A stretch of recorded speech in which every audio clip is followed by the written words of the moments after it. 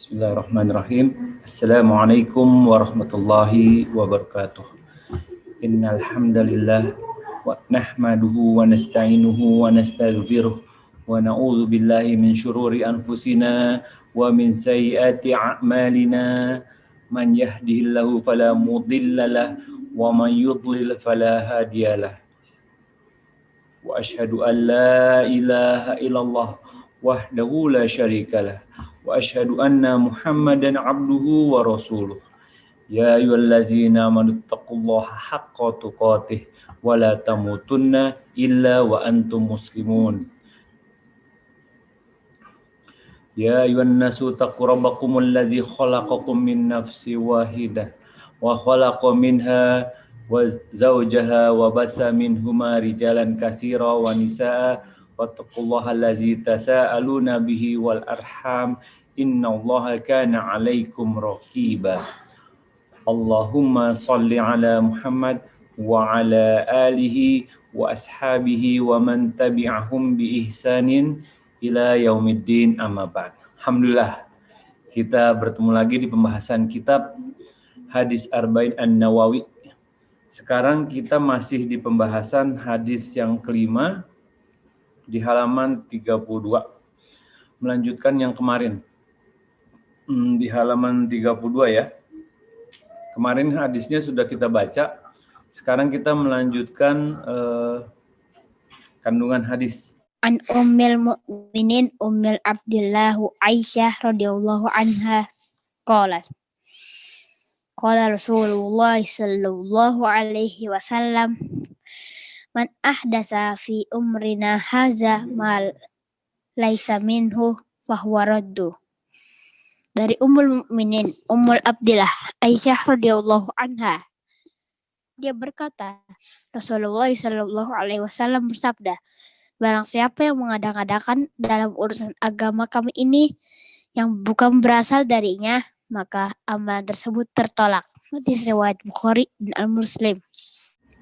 Hadis ini teman-teman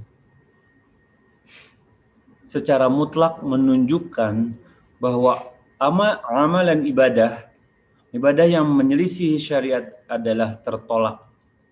Jadi semua amalan ibadah, mau bentuknya seperti apa, mau niatnya seperti apa, mau besarnya seperti apa, jika bertentangan dengan syariat, sebagaimana yang menjadi tuntunan kita, yang dicontohkan oleh Nabi Muhammad SAW, jika bertentangan dengan syariat Islam, tertolak. Dan kita harus bisa menerima tentang hal ini. Mengapa? Karena tuntunan ini didatangkan dari sabda Nabi Muhammad SAW, dari ayat-ayat Al-Quran. Maka wajib kita membenarkannya, karena sumbernya agama kita, ya, sumbernya cuma dua, Al-Quran dan hadis Nabi Muhammad SAW. Ya kan? Dengan pemahaman para sahabat tentunya, orang-orang yang sudah dijamin masuk surga insya Allah. Nah, jika kita membenarkan apa yang datang dari Al-Quran dan hadis sahih Nabi Muhammad SAW, jika ada perkataan ustadz, kiai, guru yang bertentangan dengan syariat Islam, bertentangan dengan Al-Quran dan hadis, apa yang kita katakan? Apakah kita mengikutinya? Tidak, kita ambil apa yang datang dari Al-Quran dan hadis Nabi Muhammad SAW. Dan kita tinggalkan perkataan yang bertentangan itu. Karena apa? Karena Islam itu bersumber dari dua itu, bukan dari perkataan ini, perkataan itu, dan bertentangan pula. Ya kan? Sebabnya apa? Jika setiap orang dapat berkata seenaknya tentang agama ini akan rusak. Seseorang akan membuat amalan-amalan baru yang gak ada contoh dari Nabi Muhammad SAW. Dan akan terus berkembang. Agama ini sudah sempurna. Kita udah bahas di pembahasan sebelumnya. Kesempurnaan agama. Iya kan? Oleh karena itu, ketika kita beragama, kita nggak boleh sembarangan pilih guru. Ada teman cerita, dia tanya sama temennya yang lain, temennya yang ngajakin bandel lagi. Dia tanya, belajarnya di mana? Oh, di situ tuh, sama guru itu. Oh ya udah deh, ada nomor teleponnya, ada. Datanglah dia, datang, lalu gurunya mulai WA, japri, dan temen anak ini baru mulai kembali ke ajaran agama Islam, mulai belajar lagi gitu. Sebelumnya dilalaikan. Apa yang terjadi? Dia masih berusaha menyempurnakan yang wajib, ya kan? Masih memperkuat pemahaman tauhidnya. Tapi oleh guru itu diperintahkan sholat tahajud 11 rakaat, diperintahkan wajib sholat duha, diperintahkan baca ayat 100 kali. Lalu dia kembali tanya sama anak gitu, Fik, ini dalilnya mana ya? Loh, jangan tanya sama anak, tanya sama yang ngasih dong. Dia tuh sumbernya dari mana kalau dia mewajibkan itu semua. Bahkan ada satu ayat yang mesti dia jaga, dia baca setiap sholat 40 kali apa 40 hari gitu, anak lupa. Ini dalilnya dari mana ayat ini harus dibaca terus menerus gitu. Makanya seperti Anda bilang tadi, nggak boleh sembarangan kita memilih guru. Apalagi jika kita ketahui apa perkataannya bertentangan dengan Al-Quran dan hadis Nabi Muhammad SAW, atau dipelintir hadisnya,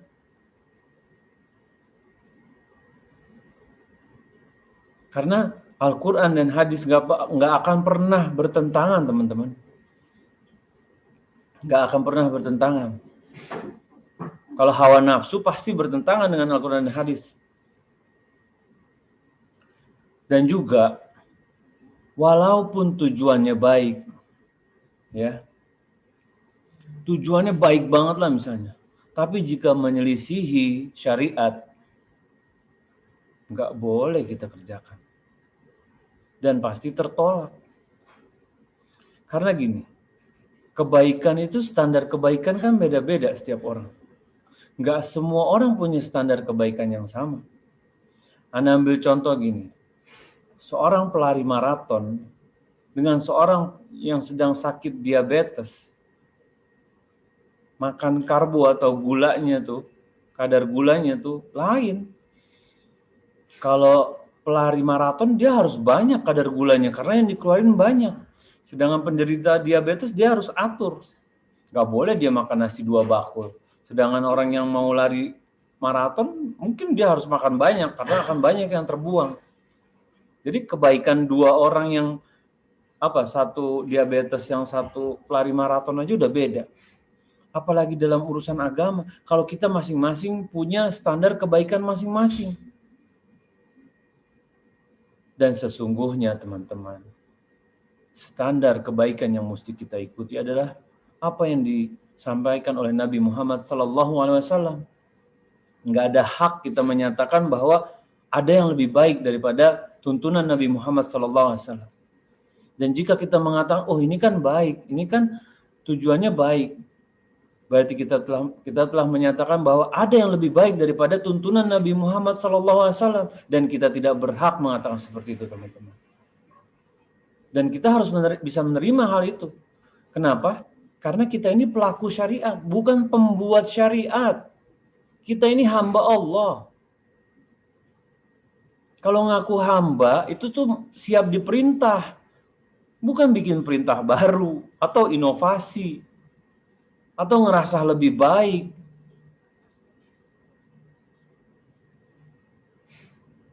Iya kan? Enggak. Karena agama ini sudah sempurna, teman-teman. Agama Islam sempurna. Sebagaimana yang dikatakan oleh Imam Syafi'i rahimahullah, beliau mengatakan bahwa man istahsana faqad syara'a. Barang siapa yang menyatakan sesuatu itu baik, menganggapnya baik, sesungguhnya dia telah membuat syariat. Oh ini kan baik, udah buat syariat tuh. Ini kan tujuannya baik.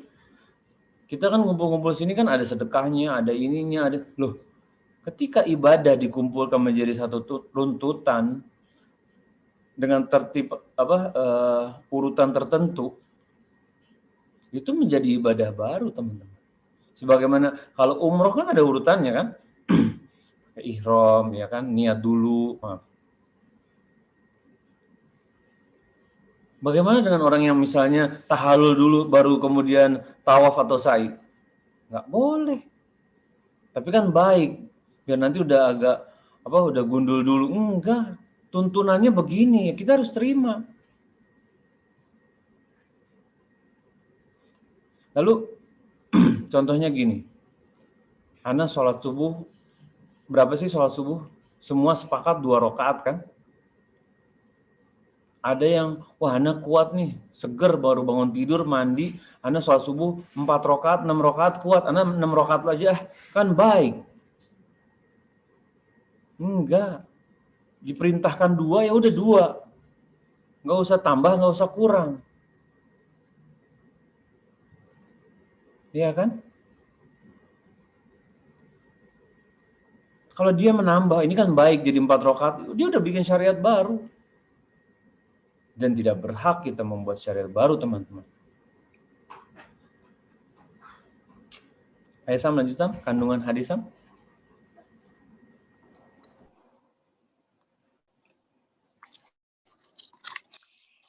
Kandungan hadis. Siapa yang mengadang-adakan perkara dalam Islam apa yang bukan termasuk darinya, maka amalnya tertolak, walaupun niatnya baik. Berdasarkan kaidah ini, maka semua bid'ah adalah tertolak atas pelakunya, walaupun niatnya baik.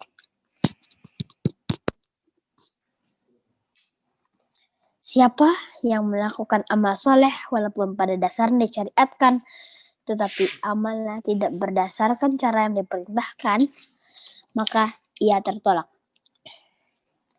Berdasarkan riwayat kedua dalam Sahih Muslim.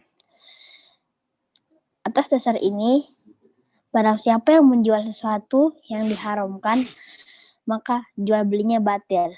Siapa yang sholat sunnah tanpa sebab pada waktu yang dilarang, maka sholatnya batil. Siapa yang berpuasa pada hari raya, maka puasanya batil. Dan demikian seterusnya. Jika ini semua tidak diperintahkan oleh Allah dan Rasul-Nya,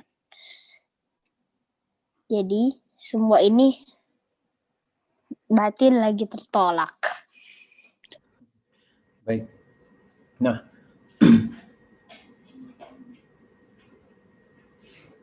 pertama pembahasan kita yaitu bagaimana tentang ibadah. Apa sih kaidah tentang ibadah? Al-aslu fil ibadah at-tahrim. Dilarang. Apa ya? Asalnya ibadah itu, hukum asalnya ibadah itu terlarang, teman-teman.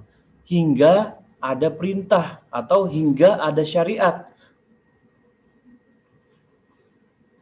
Hukum asalnya ibadah, sedangkan hukum asalnya dunia boleh. Hukum asalnya ya. Sedangkan hukum asalnya ibadah itu terlarang. Kecuali ada dalil yang mensyariatkan. Akan tetapi jika tidak ada dalil, jika kita mengerjakan suatu amalan tanpa ada dalil, maka tertolak, teman-teman. Itu kaidah kita. Kaidah Ahlus Sunnah wal Jamaah. Kaidah para orang-orang yang mengaku hamba Allah, para orang-orang yang mengaku cinta Rasulullah SAW, yang ingin mengikuti tuntunannya. Karena dasarnya apa? Karena dasarnya hadis ini. Dan bagaimana sih kita ingin belajar mengetahui suatu amalan itu tertolak atau amalan baru yang nggak ada contohnya? Bagaimana sih kita membedakannya? Ulama membuat suatu kaidah terdiri dari 3 perkara. Perkara yang pertama. Kaidah yang pertama adalah apakah Rasul Shallallahu Alaihi Wasallam mampu mengerjakannya? Itu pertanyaan yang pertama. Coba ditulis ya. Mudah-mudahan bisa diingat, dihafal. Kata kuncinya apakah mampu Rasulullah SAW mengerjakannya. Itu kaidah yang pertama. Itu cara ceknya. Yang kedua, ada atau tidaknya kondisi di mana Rasulullah SAW untuk melakukannya. Ada nggak sih kondisinya Rasulullah SAW untuk melakukannya? Ada nggak kondisinya? Yang kedua. Dan yang ketiga, ada riwayat atau kabar bahwa Rasulullah SAW melakukannya. Itu tiga ya. Yang pertama, mampu nggak Rasulullah SAW mengerjakannya? Yang kedua, ada nggak kondisinya untuk melakukannya? Dan yang ketiga, ada tidak riwayat atau kabar bahwa Rasulullah SAW melakukannya? Itu tiga kuncinya. Sekarang kita masukkan ke setiap contoh. Transfer Al-Fatihah ke mayit. Kita tentu semua sepakat bahwa Al-Fatihah itu surat yang mulia, rangkuman dari isi Al-Quran, ya kan? Disebut juga Ummul Quran, disebut juga Sab'ul Masani, lalu disebut juga Ruqyah, disebut juga Sab'ul Masani itu 7 ayat yang berulang. Mampu nggak? Mampu tidak Rasulullah SAW membaca Al-Fatihah? Mampu. Jangan sembarangan ente. Sahabat belajar sama Nabi Muhammad SAW kok. Mampu mengerjakannya. Yang kedua, kita cek. Ada nggak kondisinya bahwa Nabi Muhammad SAW untuk melakukannya? Ya ada dong kondisinya. Ketika para sahabat meninggal, ya kan, Khadijah, istri beliau meninggal. Ada. Ketika anaknya meninggal, para sahabat ketika di medan perang bisa mengerjakannya. Ada kondisinya. Lalu kita cek yang ketiga. Ada nggak riwayat bahwa Nabi Muhammad SAW mengerjakannya? Nggak ada. Yang pertama mampu, yang kedua kondisinya ada, tapi tidak ada riwayat atau kabar.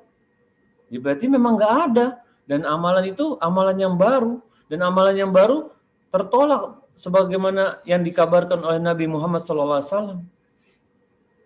Suka nggak suka, ini yang beliau kabarkan. Dan kita yang mengaku cinta Nabi Muhammad SAW harus mengikuti tuntunannya. Jangan cuma mengaku cinta, tapi perilaku kita bertentangan dengan cinta itu sendiri. Bila kita cinta sama ibu kita, disuruh, nak beli bawang, nurut tuh. Nak disuruh kamu ini ya ke kantor pos. Masih ada nggak orang ke kantor pos kirim surat?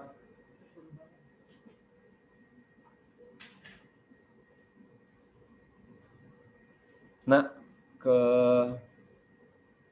pasar Mede ya, beli kol gepeng. Berangkat tuh kalau cinta. Jangan yang cuma, iya aku cinta, disuruh ini yang beli, nggak mau, ini nggak mau. Malah yang disuruh A, yang dikerjain B. Iya kan?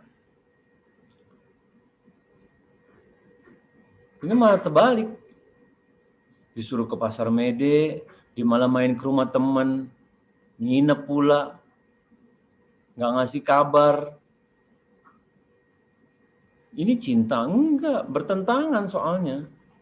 Kalau memang kita ngaku cinta, buktikan cinta kita dengan perbuatan. Dan perbuatan itu mengikuti tuntunan. Bukan bikin tuntunan sendiri. Islam ini bukan milik kita yang kita nyiptain, bukan. Kita ini pelaku syariat, bukan pembuat syariat. Semoga cukup jelas ya. Dan contoh lagi yang lain, ini poin yang kedua. Siapapun yang melakukan amal soleh, walaupun pada dasarnya disyariatkan, tetapi amalnya tidak berdasarkan cara yang diperintahkan, maka ia tertolak. Contoh, misalnya gini, puasa sunnah gimana? Puasa Senin Kamis. Ya kan? Ada dalam syariat. Namun, ada larangan untuk mengerjakannya pada hari raya. Ketika pas hari raya, hari Kamis, puasa dia. Puasanya disyariatkan. Tapi teman-teman, puasanya batil karena tidak sesuai syariat. Kalau puasanya sendiri itu memang benar, tapi ketika ada larangan untuk berpuasa di hari Id dan dia langgar, puasanya menjadi batil. Ketika batil maka tertolak, teman-teman. Ya kan? Karena tidak diperintahkan oleh Allah dan Rasul-Nya. Gitu. Semoga cukup jelas. Kita lanjutkan lagi ke hadis nomor 6.